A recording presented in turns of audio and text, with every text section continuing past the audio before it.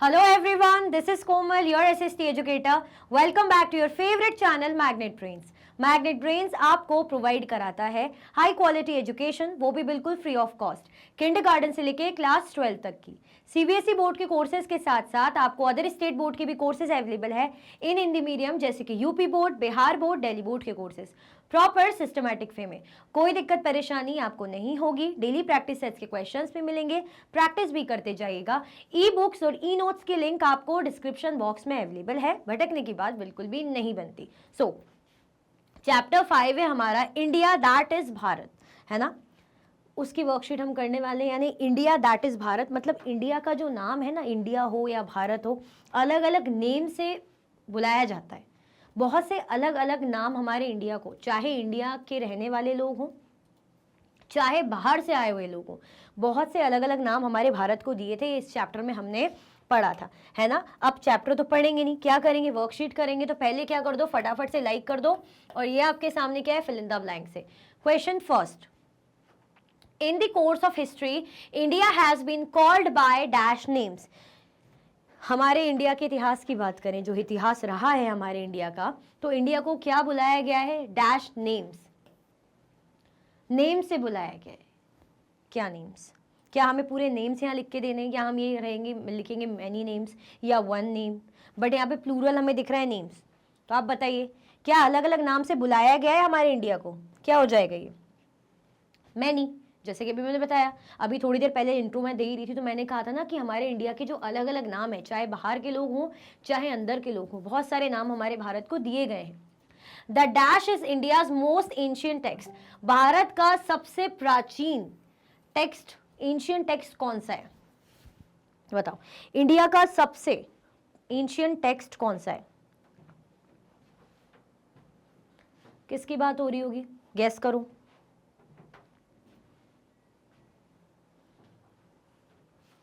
किसकी बात हो रही होगी? ऋग्वेद की बात हो रही होगी। ऋग्वेद एंशियंट टेक्स्ट है। The word Sendhwa come from Sindhu which refers to the dash river। एक वर्ड आया है सिंधवा, है ना, किस टर्म से आया है? comes from Sindhu, Sindhu word से आया है ना। which refers to the dash river, which refers to the dash river। कौन से रिवर को वो रेफर कर रहा है? कौन से रिवर से लेकर ये नाम दिया है सिंधवा, सिंधु? कौन सी नदी को, कौन सी रिवर को हम सिंधु कहते हैं? जल्दी जल्दी से बताओ। गंगा को कहते हैं, इंडस को कहते हैं। किसको कहते हैं? इंडस रिवर को कहते हैं, है ना। किसको कहते हैं? इंडस रिवर को हिंदी में क्या बोलते हैं? सिंधु रिवर, ठीक है। Dash means the country of the Bharatas. किसका मतलब होता है जब हम बोलते हैं ना किसका देश? भारत का देश। कौन सा टर्म यूज किया जाता है इसके लिए? कौन सा टर्म इसके लिए स्पेशल हम यूज करते हैं, बताओ? कौन सा टर्म यूज किया जाता है? क्या हो जाएगा हमारा आंसर? भारतवर्ष हम यूज करते हैं, ठीक है, Bharatvarsh. Dash means the island of the fruit of the jamun tree. किसका मतलब होता है? बोलते हैं एक आइलैंड, एक ऐसा द्वीप जिसमें क्या है? पेड़ है, फ्रूट है, किसके? जामुन ट्री के। क्या टर्म यूज करते हैं? क्या टर्म यूज किया जाता है उसके लिए? ये पढ़ा है हमने चैप्टर में। आप बोल गए अरे जामुन ट्री वगैरह कहाँ से यहाँ पे आ गए? नहीं, इस चैप्टर में ये टर्म हमने पढ़ा है जिसके लिए यूज किया जाता है। This means that the islands of the fruit of the jamun tree. तो ये क्या हो जाएगा? जम्बू द्वीपा। क्या हो जाएगा? जम्बू द्वीपा, ठीक है। तो ये क्या है हमारे भारत के बारे में कि कितने अलग अलग नाम दिए गए। कोई भारतवर्ष बोल रहा है, कोई जम्बू द्वीपा बोल रहा है। आगे अभी धीरे धीरे जब क्वेश्चन आंसर करेंगे तो रिवील होता जाएगा और कौन से नेम से, है ना। चलो, true and false. The Rigveda describes the entire geography of India, है ना। ऋग्वेद क्या हमारी इंडिया की इंटायर ज्योग्राफी डिफाइन करता है? पूरी मतलब जो इंडिया का हमारा भौगोलिक स्ट्रक्चर है, ज्योग्राफी रही है, सब कुछ ऋग्वेद में डिस्क्राइब्ड है। Is it true? देखो, कोई भी चीज ध्यान रखना, पुराने टाइम की क्या सब कुछ कह रहे हैं? पूरा क्या सब कुछ ही होता था या कुछ था? The Rigveda describe the entire geography of India. तो ये क्या हो जाएगा? ये फॉल्स हो जाएगा। नहीं, ऐसा नहीं है, एंटायर नहीं है, ठीक है। The Vishnu Purana describes the entire subcontinent. Vishnu Purana में पूरा हमारा जो सब कॉन्टिनेंट है, अगर हम बात करें इंडियन सब कॉन्टिनेंट की, तो उसको डिस्क्राइब करता है। बताओ ट्रू है या फॉल्स है? क्या ये सही है या गलत है? The Vishnu Purana describes the entire subcontinent. क्या हो जाएगा? विष्णु पुराण के बारे में हमने पढ़ा, चलो देख लेते, ट्रू है, ठीक है। चलो ये मत सोचना कि नाम विष्णु पुराण का आ गया तो आप बोलोगे अरे यार ये नहीं सुना, हम तो ऋग्वेद सुनते हैं, उपनिषद सुनते हैं, पुराण सुनते हैं, बट इसकी इंफॉर्मेशन येलो बॉक्स में आपको दी हुई है आपके चैप्टर में। In Ashoka's time, Jambudvipa included what is today India, parts of Afghanistan, Bangladesh and Pakistan. Ashoka के टाइम में है ना, जम्बूद्वीपा टर्म जो मेंशन किया गया था, किन क्षेत्रों को जोड़ के उसको कहा गया था कि ये जम्बूद्वीपा है? कौन से areas? Afghanistan, parts of Afghanistan, Afghanistan की कुछ पार्ट्स, बांग्लादेश, पाकिस्तान। क्या ये ट्रू है? जम्बूद्वीपा में ये एरियाज आते, बताओ क्या ये ट्रू है या फॉल्स?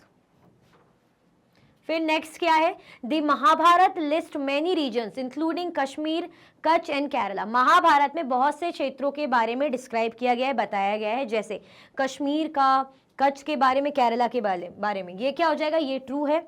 ये क्या हो जाएगा? ये भी ट्रू है, ठीक है। चलो, the term Hindustan first appeared in a Greek inscriptions more than 2000 years ago. जो टर्म है हिंदुस्तान सबसे पहले कहाँ दिखा गया? ग्रीक इंस्क्रिप्शंस में, है ना। किसके? ग्रीक के इंस्क्रिप्शंस में, ऑलमोस्ट 2000 ईयर्स अगो। तो ये क्या हो जाएगा? फॉल्स। ग्रीक में नहीं मिला था। ऑप्शंस दे रही हूं आपको, आप बताइएगा, या तो पर्शियन या तो चाइनीज, ठीक है, बताना। ये आपके ट्रू फॉल्स हो गए हैं, आगे बढ़े। चलो, what were the ancient names for India. India के लिए क्या क्या नेम्स यूज किए गए, है ना। इंडिया के लिए कौन से पुराने नेम्स यूज किए गए थे, बताओ। कौन से पुराने नेम इंडिया को दिए गए थे? पुराने नामों से बुलाया जाता था। भारतवर्ष, जम्बूद्वीपा, और देख लेते हैं। Ancient names for India include सप्त सिंधवा। सबसे पहले कौन सा टर्म यूज करे? सप्त सिंधवा वाला। सप्त सिंधवा मतलब लैंड ऑफ 7 रिवर्स, है ना, लैंड ऑफ 7 रिवर्स। जैसे कि आपको दिख रहा है कि सप्त लिखा है, आप बोलोगे मैम ये कैसे आपने बोला कि लैंड ऑफ 7 रिवर्स? देखो, सप्त मतलब 7 होता है, और सिंधवा मतलब सिंधु, सिंधु मतलब इंडस रिवर, सिंधु मतलब इंडस रिवर, और इंडस क्या है? रिवर है ना। इंडस क्या है? एक नदी है, इसीलिए land of the 7 river Sendhwa. आप देखोगे अगर मैं यहाँ पे इंडिया बना लूं, है ना, जैसे भी बना पाती हूँ, है ना, ये मैंने इंडिया बना ली, यहाँ पे ये वाला एरिया, यहाँ पे रहती है हमारी इंडस रिवर बहती है ना। इंडस रिवर और उसकी ट्रिब्यूटरीज, तो टोटल 7 रिवर ऐसे बहती रहती है। इंडस और उसकी साथ की जो सहायक नदी है, ट्रिब्यूटरीज, यहाँ पे नॉर्थ वेस्ट साइड से बहती रहती है। तो इस एरिया को क्या बोला जा रहा है? सप्त सिंधवा। भारतवर्ष भी कहा जाता है। तो कौन से टर्म्स हमारे इंडिया के लिए यूज किए जा रहे हैं? सप्त सिंधवा, भारतवर्ष, जम्बूद्वीपा, हिंद यूज किया जा रहा है, हिंदू यूज किया जा रहा है, इदोई यूज किया जा रहा है, इंडी के यूज किया जा रहा है, यिंतु और तियांजू। मतलब चाइनीज नेम्स दिए गए, चाइना की तरफ से जो नेम दिए गए इंडिया को, है ना, पर्शियन नेम्स दिए गए, या ग्रीक नेम्स की हम बात करें तो इतने सारे नेम्स थे। These names were derived from text like the Rigveda, Mahabharata and inscriptions by ancient rulers like Ashoka, है ना। ये नेम्स कहाँ से डिराइव हुए? पुराने टेक्स्ट जैसे ऋग्वेद से मिल गए, महाभारत से मिल गए, है ना। इंस्क्रिप्शंस किनके? अशोका के। यहां से हमें इनकी जानकारी मिलती है। क्लियर? अच्छे से आ गया समझ में क्या बोल रहे हैं हम? याद रख लेना, अलग अलग नेम इंडिया के कौन से? जम्बूद्वीपा, भारतवर्ष, है ना, हिंदू, इंदोई, इंडिके, यिंतु, तियांजू, एटसेट्रा एटसेट्रा। और मिल कहाँ से रहे? ये मिल रहे हैं पुराने जो टेक्स्ट हैं जैसे ऋग्वेद, महाभारत, और इंस्क्रिप्शंस जैसे अशोका के। चलो, okay, question number 4, how do we define India. हम इंडिया को कैसे डिफाइन करेंगे? इंडिया हमारा प्यारा प्यारा देश, हमारी कंट्री, बहुत सारे नाम तो हमारे इंडिया को दिए ही थे, तो किस तरीके से हम डिफाइन कर सकते हैं? जल्दी से फटाफट से देख लेते हैं।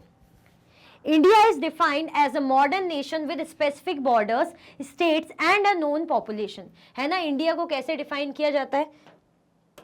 देखो, पहले हम बोलते थे सब कॉन्टिनेंट, आज के टाइम पे अगर हम ये देखते हैं, मतलब मैं तो ऐसी बना पाती हूँ, अभी छोटा सा मैंने बनाया, तो आपको समझ में आ गया भारत का नक्शा बना है, यानी इतना इंडिया है। क्लियर हो गया, समझ में आ गया है ना। तो India is defined as a modern nation with specific borders, states and a known population. India को कैसे डिफाइन किया जाता है कि अच्छा हाँ हमारी भारत है, इसकी बाउंड्री इतनी से इतनी है ना, इतने स्क्वायर किलोमीटर तक फैली हुई है, ठीक है, इतने स्टेट्स हैं, इतनी यूनियन टेरिटरीज है, इंडिया के साथ ये कंट्री बाउंड्री शेयर करती है। यानी आज हम ये प्रॉपर देखते हैं तो उसको कहते हैं कि हाँ ये भारत है, ये इंडिया है। Historically it has been a region with shifting boundaries. लेकिन हिस्टोरिकली हम बात करें, ऐतिहासिक तौर पे हम बात करें तो ये क्या है, शिफ्टिंग बाउंड्रीज, मतलब इसकी बाउंड्रीज कैसी शिफ्ट होती रही है। शिफ्ट एज इन कैसे शिफ्ट हो रही है मैम, ये समझ में नहीं आ रहा है। शिफ्टिंग बाउंड्री का मतलब ऐसा है कि कभी कोई इन्वेड कर रहा है, कभी कोई आ रहा है, तो शिफ्ट हो रही है। And different names such as Bharat, Hindustan and Jambu Dvipa, और अलग अलग नाम भी दिए जा रहे हैं, जैसे भारत बोल दिया जा रहा है, हिंदुस्तान बोल सकते हैं, जम्मू द्वीपा बोल सकते हैं। क्लियर, मतलब बोलते थे पहले ऐसा। आज के टाइम पे हमें क्या समझ में आता है कि हाँ ये ऐसा ही हमारा भारत है। पहले कुछ भी ऐसी डिफाइन बाउंड्री नहीं थी। क्लियर, हम पूरा बोलते थे इंडियन सब कॉन्टिनेंट, ऐसा हम लेके चलते थे। अब उस इंडियन सब कॉन्टिनेंट में हमें पता है पाकिस्तान भी इंक्लूडेड था, है ना, यहाँ से ऐसा बांग्लादेश भी अलग नहीं था, ऐसा कुछ भी नहीं था। ठीक है, What does सप्त सिंधवा मीन? सप्त सिंधवा से आप क्या समझते हो? मैंने बताया था ना, द लैंड ऑफ 7 रिवर्स। क्या बोलते हैं इसको? The land of 7 reverse. क्यों? क्योंकि सप्त मतलब 7, सिंधवा सिंधु नदी के लिए यूज हो रहा है। सिंधु नदी कौन सी? Indus river. ठीक है, कौन सी? Indus river. It means land of the 7 river. Clear हुआ? चलो, What is the significance of the name India, that is Bharat, है ना। क्या सिग्निफिकेंस है जो नाम है, हम बोलते हैं ना इंडिया, इंडिया को क्या बोलते हैं? That is Bharat. India that is Bharat, इससे क्या मतलब है? क्योंकि आप देख रहे हो ना, जैसे हमारे चैप्टर का ही नाम है इंडिया दैट इज भारत। हाँ, हमें पता है इंडिया दैट इज भारत, पर इसका कहने का मतलब क्या है, इंपॉर्टेंस क्या है, इसको समझते हैं। देखो, the name India, that is Bharat, refers to the two names of the country, highlighting its rich cultural diversity and historical heritage. देखो, अगर हम इंडिया बोल रहे हैं या हम भारत बोल रहे हैं, यानी हम क्या दिखा रहे हैं? इसकी डाइवर्सिटी दिखा रहे हैं कि इतनी रिच कल्चरल डाइवर्सिटी है हमारे इंडिया में, है ना। हम इंडिया भी बोल रहे हैं, भारत भी बोल रहे हैं, यानी वाकई में वैरायटी है, डाइवर्सिटी है, अलग अलग धर्मों के, अलग अलग लैंग्वेज बोलने वाले लोग हैं, इसलिए नाम भी हम इंडिया भी बोल लें चाहे भारत भी बोल लें। ठीक है, चलो, What is the importance of understanding India's dual identity as India and Bharat? क्या इंपॉर्टेंस है अगर हम ये समझे इंडिया की क्या है? डुअल आइडेंटिटी, चाहे इंडिया कह लें चाहे भारत कह लें। चलो देख लेते हैं। Recognizing India's dual identity as India and Bharat helps in understanding the country's complex history, diverse culture and unity in diversity. वही बात है ना, सेम, कि इंडिया बोलो चाहे भारत बोलो, ये क्या दिखा रहा है? हमारा कल्चरल कॉम्प्लेक्सिटी, कि कल्चरली कितना ज़्यादा हमारे पास वैरायटी है ना। सही बात है, कितने बार डाइवर्सिटी मैं समझा चुकी हूँ आपको, वैरायटी कितनी सारी है हमारे यहाँ, अलग अलग कास्ट, अलग अलग रिलीजन के लोग हैं, अलग अलग लैंग्वेज बोलने वाले लोग हैं। ठीक है, यानी डाइवर्सिटी है, और इस डाइवर्सिटी में क्या है? चाहे हम इंडिया बोले चाहे भारत बोले, इस डाइवर्सिटी में यूनिटी है, यानी यूनिटी इन डाइवर्सिटी, विविधता में एकता है ना। चलो, डिफाइन कॉन्स्टिट्यूशन। कॉन्स्टिट्यूशन क्या होता है? कॉन्स्टिट्यूशन से आप क्या समझते हैं, क्या होता है कॉन्स्टिट्यूशन? क्या बोलते हैं इसको? कॉन्स्टिट्यूशन को संविधान, है ना, जो कि एक रिटन डॉक्यूमेंट होता है। चलो देख लेते हैं। The document that contains basic principles and laws of a nation that determines the powers and duties of the government and guarantees certain rights to the people is called a constitution. मतलब ऐसा document जो क्या contain करता है? Basic principles, है ना, जिसमें basic हमारे सिद्धांत, प्रिंसिपल रहते हैं, है ना, कानून रहते हैं, लॉज रहते हैं, हमारे देश से जुड़े हुए कानून उसमें मेंशन रहते हैं। That determines the powers and duties of the government, जो सरकार की क्या करती है? पावर और ड्यूटीज को डिटरमाइन करती है। And guarantee certain rights to the people. अब देखो, लॉज भी रहते हैं, प्रिंसिपल्स भी रहते हैं, लेकिन साथ में क्या देता है हमें? फंडामेंटल राइट भी देता है, जो हमें प्रोटेक्ट करते हैं, है ना, हमें कोई हार्म पहुंचा है उसके अगेंस्ट। तो ये क्या होता है? कॉन्स्टिट्यूशन, जो कि एक रिटन डॉक्यूमेंट होता है। क्लियर? चलो, okay, question number 9, discuss what could be the meaning of the quotation at the start of the chapter. Chapter के स्टार्टिंग में आपको एक कोट दिया हुआ है, कोटेशन दिया हुआ है ना। हमेशा आपकी जो न्यू बुक है उसमें हर चैप्टर के ऊपर नए नए जो है पहली स्टार्टिंग में कोट्स दिए हुए हैं, ठीक है। तो इस चैप्टर के स्टार्टिंग में जो कोट दिया उसको क्या करना है, एक्सप्लेन करना है। The quotation by Sri Aurobindo suggests that India's spiritual and cultural unity was established early on and become an integral part of life for the people living between the Himalayas and the seas. जो quotation है किनसे मिला है, श्री अरबिंदो। उसमें क्या दिया गया है कि जो इंडिया की स्पिरिचुअल आध्यात्मिकता की हम बात करें या कल्चरल यूनिटी की बात करें, was establish early on and become an integral part of life. देखो बहुत ही पहले वक्त से ये शुरू हो गया है ना, जो कल्चरल या हमारे बिलीफ्स की बात कर रहे हैं, बहुत टाइम से, बहुत पहले से ही चीज़ शुरू हो गई, लेकिन धीरे धीरे करके अभी क्या बन गई, हमारी ज़िंदगी का एक हिस्सा बन गई है, इंटीग्रल पार्ट बन गई है। For the people living between the Himalayas and the seas, ऐसे लोग जो हिमालयस और सी के बीच में रह रहे हैं। हिमालयस और सी के बीच में क्यों, क्योंकि अगर मैं यहाँ पे इंडिया ऐसे ड्रॉ करूँ, है ना, मैं अगर यहाँ पे इंडिया ड्रॉ करूँ तो यहाँ पे क्या है, हिमालय, ऊपर यहाँ पे हिमालय, और यहाँ पे क्या है, सी है। कौन सा सी, नीचे हमारा आ जाता है इंडियन ओशन,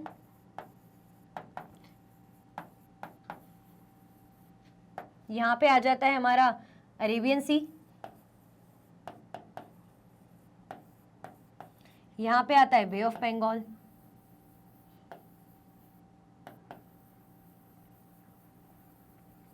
क्लियर हुआ।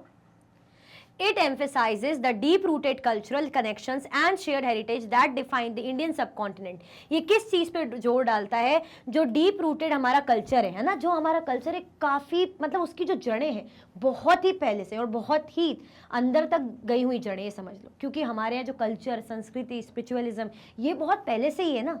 आध्यात्मिकता की बातें तो हम कब से, वैदिक टाइम से, फिर जैनिज्म, बुद्धिज्म, उस टाइम से करते हुए आ रहे हैं, ठीक है। तो इसका डीप रूटेड हमारा कल्चरल कनेक्शन है and shared heritage that define the Indian subcontinent. और हमारा जो हेरिटेज है उसको हम क्या करते हैं, शेयर करते हैं, है ना, हम उस चीज़ की इंपॉर्टेंस रखते हैं, ठीक है, जो हमारे सब कॉन्टिनेंट को क्या करता है, डिफाइन करता है ना। तो वही तो बोल रहे हैं वो, सी और हिमालयस के बीच में रहने वाले लोग, यानी दो, ये सी है और हिमालयस, तो यहाँ बीच में हम ही रह रहे हैं ना, ठीक है, क्लियर हुआ। तो इनके बीच में क्या है, बहुत पहले से ये हमारे मतलब ये डाइवर्सिटी, ये स्पिरिचुअलिटी, ये कल्चरल चीज़ों, ये हमारी ज़िंदगी में क्या बन चुके हैं, अभी से मतलब काफ़ी पहले से इंटीग्रल पार्ट बन चुके हैं, क्लियर। चलो, write a short note on Chinese traveller शुआंगजेंग।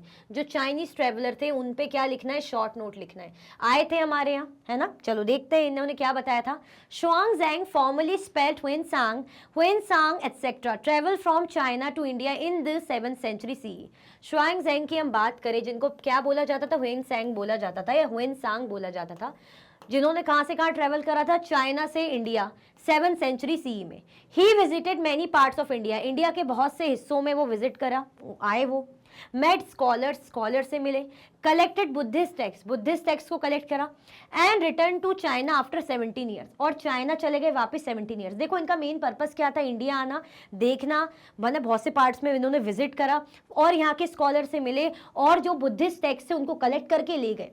Buddhist text को क्यों कलेक्ट करके ले गए, क्योंकि बुद्धिज्म चाइना में बहुत ही अच्छे खासे तादाद पे हम कह सकते हैं इसकी मान्यता है, ठीक है। तो उनको पता है कि जो बुद्धिज्म है यहीं से आया है, इंडिया से, तो इसीलिए भी वो आए, यहाँ रहे, लोगों से मिले, स्कॉलर से मिले, और यहाँ के टेक्स्ट को क्या करके ले गए, कलेक्ट करके ले गए, ठीक है। कब गए ऑलमोस्ट चाइना, वापस 17 सालों बाद। There he translated the manuscript he took back with him from Sanskrit into Chinese। जो मनुस्क्रिप्ट्स वो यहाँ से ले गए थे इंडिया से चाइना, उन्होंने क्या करा, उन मनुस्क्रिप्ट्स को ट्रांसलेट करा, उनका अनुवाद करा, किसमें, संस्कृत से चाइनीज लैंग्वेज में इन्होंने इसको ट्रांसलेट करा, क्लियर। चलो, explain how Indians named India, कैसे इंडियंस ने इंडिया को नाम दिया इंडिया। चलो देख लेते कैसे नाम दिया। The Rigveda is India's most ancient text. Rigveda क्या है, इंडिया का सबसे पुराना टेक्स्ट है ना, इंडिया का सबसे पुराना टेक्स्ट है, clear. It is several thousand years old, लगभग हजारों साल पुराना है ये। It gives the north west region of the sub continent the name सप्त सिंधवा। अगर हम बात करें हमारे नॉर्थ वेस्ट रीजन की, उसको क्या नाम देता है ये, सप्त सिंधवा, मतलब ये वाला रीजन, ये वाले एरिया को क्या कह रहा है ये, सप्त सिंधवा, ठीक है, that is the land of the 7 reverse. इसका मतलब ऐसी जमीन जो 7 नदियों की जमीन है, land of 7 reverse. The word Sendhwa comes from Sindhu. Word Sendhwa जो है किस टर्म से आया है? सिंधु वर्ड से आया, which refers to the Indus river, जिसका मतलब होता है इंडस रिवर, और at times to a river in general. और कई बार हम रिवर भी बोलते हैं। क्यों बोल रहे हैं हम इंडस रिवर? क्योंकि इस एरिया में इंडस रिवर है। क्लियर, ये ध्यान रखना। और सिंधवा यानी सिंधवा यानी सिंधु। सिंधु किसको बोलते हैं? इंडस रिवर को। The Mahabharata uses the term Bharatavarsha and Jambu Dvipa. जैसे सप्त सिंधवा टर्म यहाँ यूज किया गया, तो महाभारत टर्म, महाभारत बोली भारतवर्ष टर्म, और जम्बू द्वीपा टर्म महाभारत में यूज किया गया। Second term Jambu Dvipa means the island of the fruit of the jamun tree, है ना। आइलैंड किसके फ्रूट का? जामुन ट्री के फ्रूट का आइलैंड, है ना, तो उसको क्या बोल रहे हैं? Jambu Dvipa. This is indeed a common tree native to India, also called jamun tree. ये इसको क्या माना जाता है कि कॉमन ट्री नेटिव है इंडिया का, कॉमन ट्री है ना, इसीलिए इसको बोल रहे हैं जामुन ट्री और Jambu द्वीपा। In fact, we get a good clue from an Indian emperor. He left us many inscriptions. Even जो हमारे इंडियन एम्परर थे, एक बड़े ही फेमस अशोका, उनके इंस्क्रिप्शंस में भी चीजों का, ये जम्बू द्वीपा का इंफॉर्मेशन मेंशन दिखती है, जो नाम हमने लिया है। क्लियर, चलो। In one of them he use the same name Jambu Dvipa, और उन्हीं के जो इंस्क्रिप्शंस हैं उनमें उन्होंने जम्बू द्वीपा टर्म मेंशन किया है। To describe the whole of India, पूरी इंडिया को डिस्क्राइब करने के लिए कौन सा टर्म यूज किया? Jambu Dvipa. Which at the time included what is today Bangladesh, जो उस टाइम पे क्या इंक्लूड करती थी, है ना, जो आज के टाइम पे Bangladesh, Pakistan, as well as कुछ पार्ट्स जो अफगानिस्तान के, तो इन सारे टर्म्स को मिला के क्या बोला जा रहा है कि भाई ये जम्बू द्वीपा है। A few centuries later, Bharat became the name generally used for the Indian subcontinent. फिर कुछ सदियों बाद भारत नाम दे दिया, है ना, किस लिए यूज किया जा रहा है जनरली? इंडियन सबकॉन्टिनेंट के लिए। क्लियर, चलो। Explain how foreigners named India, आपको एक्सप्लेन करना है कैसे फॉरेनर्स ने इंडिया को नाम दिया। इंडिया, फॉरेनर्स बाहर के लोगों ने, ये तो हम देख रहे हैं भारतवर्ष सब सिंधवा यहाँ से आ रहा है, लेकिन बाहर के लोगों ने इंडिया को कैसे नाम दिया? The first foreigners to mention India were the Persians. पहले जो फॉरेनर्स थे जिन्होंने मेंशन किया इंडिया को, पर्शियंस थे। The ancient inhabitants of Iran, Iran के सबसे प्राचीन inhabitants. In the 6th century BCE, a Persian emperor launched a military campaign and gained control of the region of the Indus River. देखो, Persians ने सबसे पहले नाम दिया, अगर हम कहें तो 6th सेंचुरी बीसीई में, before common era, Persian emperor थे, उन्होंने मिलिट्री कैंपेन लॉन्च किया था, आते थे, इन्वेड करते थे, है ना, इंडस रिवर वाले एरिया में, नॉर्थ वेस्ट वाले रीजन में। Which as we saw was the earlier called Sindhu, जैसे कि हमने देखा उसे क्या कहा जाता था पहले? सिंधु कहा जाता था।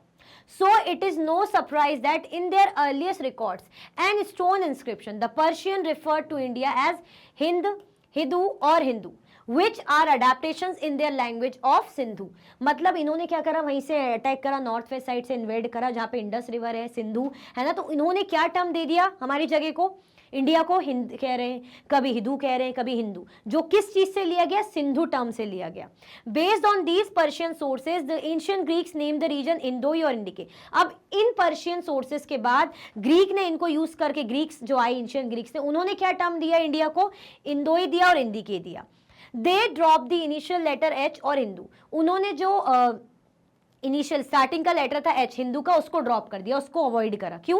क्योंकि ये जो लेटर है एग्जिस्ट ही नहीं करता ग्रीक लैंग्वेज में, तो उन्होंने इसको यूज ही नहीं करा। उन्होंने क्या डायरेक्ट यूज करा? इंदोई और इंदिक। उन्होंने एच यूज करा क्या, जैसे ये लोग कर रहे हैं हिंदू हिंद हिंदू? नहीं ना, तो इन्होंने भी यूज नहीं किया। क्लियर, चलो। The ancient Chinese also interacted with India. Ancient Chinese का भी रोल हमें देखने को मिलता है। In several texts they refer to India as यिंतु और हिंदू। बहुत से टेक्स्ट में इन्होंने इंडिया को क्या बोला है? यिंतु और Hindu. This word also originally comes from Sindhu, ये वर्ड भी सिंधु से ही आया है। देखो, पर्शियंस ने क्या टर्म दिया? पर्शियंस ने टर्म दिया हिंदू, हिदोई, है ना। फिर आए ग्रीक्स, ग्रीक्स ने क्या टर्म दिया? इंदिके, ठीक है, इंदोई, इंदिके। इन्होंने एच को अवॉइड हटाया, क्यों? क्योंकि उनके अल्फाबेट्स में नहीं आता। फिर चाइनीज आए तो उन्होंने क्या नाम दिया? यिंदू और Yintu. This word also originally comes from Sindhu, ये भी सिंधु वर्ड से ही आया। The term Hindustan was first used in a Persian inscription some 1800 years ago. जो टर्म था हिंदुस्तान, है ना, पहली बार यूज किया गया पर्शियन इंस्क्रिप्शंस में लगभग 1800 सालों पहले। Later on this become the term most used by most invaders of India to describe the Indian subcontinent. इसके बाद बहुत से जो इन्वेडर्स आए इंडियन सब कॉन्टिनेंट में अटैक करने हैं ना आते रहे, तो उन्होंने क्या यूज करने लगे टर्म, हिंदुस्तान हिंदुस्तान हिंदुस्तान। क्लियर हुआ? तो हमने क्या देख लिया, पर्शियंस लोगों ने नाम दिया, सबसे पहले पर्शियन ने ही नाम दिया हिंदुस्तान, उसके बाद कौन आ गए, ग्रीक्स ने नाम दिया, फिर चाइनीज लोगों ने नाम दिया। क्लियर हुआ? आया समझ में? अलग अलग नाम जो बाहर के लोग थे उन्होंने कैसे दिए, जैसे हमारे लोगों ने जो नाम दिए अंदर के जो हैबिटेंट्स थे उन्होंने क्या दिए, इनहैबिटेट कर रहे थे, सप्त सिंधवा, भारतवर्ष, जम्बू द्वीपा। क्लियर? बाहर के लोग हिंदू, यिंतु, हिंदोई, इंदिके। ठीक है, चल अब आपका लास्ट क्वेश्चन है case based question. Xuanzang formerly spelled Huingsang, Huinsang etc. travel from China to India in the 7th century CE. Xuanzang जो क्या थे, ट्रेवलर थे, चाइनीज ट्रेवलर है ना, अलग अलग नाम से इनको बुलाया जाता था, आप ऐसे भी स्पेल कर सकते हो, इस तरीके से लिख सकते हो, मतलब इन्हें चाइना से इंडिया आए 7th सेंचुरी सी में, कॉमन एरा की बात है। He visited many parts of India, India के बहुत से हिस्सों में वो गए, उन्होंने विजिट करा, स्कॉलर्स से मिले और कलेक्ट करे बुद्धिस्ट टेक्स्ट, जो बुद्धिस्ट टेक्स्ट से उनको कलेक्ट करा और वापस कहाँ चले गए, चाइना। 17 सालों बाद, 17 ईयर्स बाद वापस वो चाइना चले गए। There he translated the manuscripts he took back with him from Sanskrit into Chinese. अब ये इंडिया आए हुए थे तो यहाँ के जो भी मैन्युस्क्रिप्ट्स है वो लेकर चले गए चाइना और वहाँ पे इन्होंने ट्रांसलेट करा इन स्क्रिप्ट्स को संस्कृत से चाइनीज में। Several other Chinese scholars visited India over the centuries, ऐसे ही करके और भी अदर चाइनीज ट्रेवलर्स इंडिया आए, उन्होंने इंडिया में विजिट किया। अब आपके सामने फर्स्ट क्वेश्चन है, who visited India on 7th century C, कौन मतलब कौन इंडिया में आया था, किसने इंडिया को विजिट किया था 7th सेंचुरी सीई में। देख लो बहुत ईजी है, Xuanzang है ना, अब भी हमने पढ़ा। Xuanzang फॉर्मली स्पेल्ड Huinsang या Xuanxing, जो भी अलग अलग नाम आपको स्पेल करना है ऐसे कर सकते हो, उन्होंने ट्रेवल करा था China to India 7th century CE में। क्लियर? चलो, What Xuanzang did after visiting India, जब वो इंडिया आए उन्होंने क्या करा, इंडिया विजिट करने के बाद उन्होंने क्या किया, देख लेते हैं यहाँ पे। He visited many parts of India, met scholars, collected Buddhist texts, है ना, returned to China after 17 years, फिर उन्होंने ट्रांसलेट वगैरह की manuscripts। चलो, he visited many parts of India, met scholars, collected Buddhist texts and returned to China after 17 years. There he translated the manuscript he took back with him from Sanskrit into Chinese. Clear? ज़्यादा explanation की जरूरत है नहीं क्योंकि already हम chapter में तो पढ़ ही चुके, हमें तो केस बेस्ड क्वेश्चन सॉल्व करना था, दैट्स इट। ठीक है, चलो भाई। सो इसी के साथ आपके इस चैप्टर की वर्कशीट एंड होती है। मैं उम्मीद करती हूँ सब कुछ आपको अच्छे से समझ में आया होगा। अगर कुछ भी डाउट होता है तो कमेंट सेक्शन में जरूर बताइएगा। आप और भी वीडियो के लेक्चर्स देखना चाहते हैं, मैग्नेट ब्रेन्स की यूट्यूब चैनल, एप्लीकेशन, वेबसाइट से देख सकते हैं। ई नोट्स और ई बुक्स की लिंक आपको डिस्क्रिप्शन बॉक्स में अवेलेबल है। ये सारे के सारे हाई क्वालिटी के कोर्सेज हैं, जैसे कि CBSE board, Delhi board, Bihar board, UP board, MP board, Rajasthan board, Vedic maths, crash course, spoken English courses अच्छी क्वालिटी में और 100% फ्री अवेलेबल है। आप हमें सारे के सारे प्लेटफॉर्म पर भी फॉलो कर सकते हैं। तो लाइक, शेयर, सब्सक्राइब करना बिल्कुल भी ना भूलें। अपना ख्याल रखें। Thank you so much for watching.